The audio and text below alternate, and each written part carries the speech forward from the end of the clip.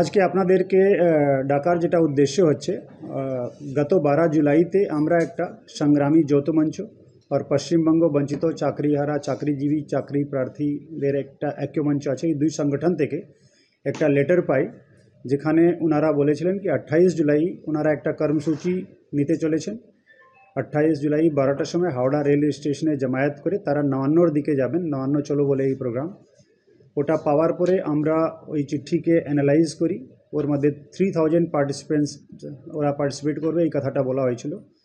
আর যে রুটের কথা বলা হয়েছিল ওটাও আমরা অ্যাসেসমেন্ট করলাম। আমাদের স্পেশাল ব্রাঞ্চ, আমাদের লোকাল পুলিশ স্টেশন সবের সঙ্গে ইনপুট নেওয়ার পরে, আর নবান্ন সারাউন্ডিং যেরকম একটা হাই সিকিউরিটি জোন, ওখানে অনেকগুলো ইম্পর্টেন্ট গভর্নমেন্ট অফিসেস আছে।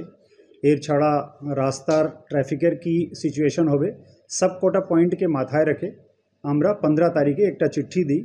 আমরা পরিষ্কার বলে দিয়েছিলাম কি এই প্রোগ্রামকে আমরা পারমিশন দিচ্ছি না। সেই জন্য ওনাদেরকে রিকোয়েস্ট করা হয়েছিল কি আপনারা এই ধরনের কোনো কর্মসূচি নেবেন না। এর ছাড়া তারপরে আমরা একটা নোটিশ পেলাম, এখানে যে মঙ্গলাহাট ব্যবসায়ী সমিতি আছে হাওড়াতে, আপনারা জানেন অনেক পুরানো তাদের একটা ব্যবসায়িক সংগঠন, হাজার হাজার দোকান ওখানে মঙ্গলাহাটে বসে। ওনাদের পক্ষ থেকে একটা রিট পিটিশন মাননীয় উচ্চ ন্যায়ালয়ের সমক্ষ পিটিশনটা ফাইল করা হলো। তার মধ্যে একটা রেসপন্ডেন্ট আমরাও ছিলাম। গতকাল মাননীয় উচ্চ ন্যায়ালয় একটা আদেশ দিয়েছেন।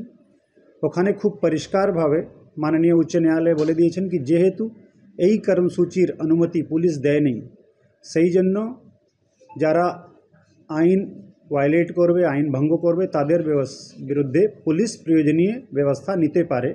এটা মহামান্য আদালত খুব পরিষ্কারভাবে বলে দিয়েছেন। আজকে প্রেস কনফারেন্স করার যেটা আমাদের অবজেক্টিভ আছে সেটা হচ্ছে যাতে কোনো ভুল, কোনো বিভ্রান্তি না থাকে। আমি আবার রিপিট করছি, সংগ্রামী যৌথ মঞ্চ আর পশ্চিমবঙ্গ